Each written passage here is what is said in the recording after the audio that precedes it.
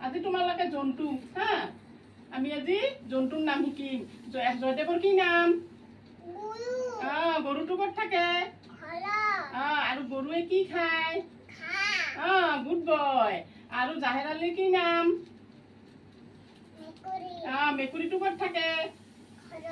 মেকুৰীটো কি খায় মাছ খায় ভাত খায় কেনেকে কান্দে মেকুৰী গুড বয় আৰু আদিলৰ কি নাম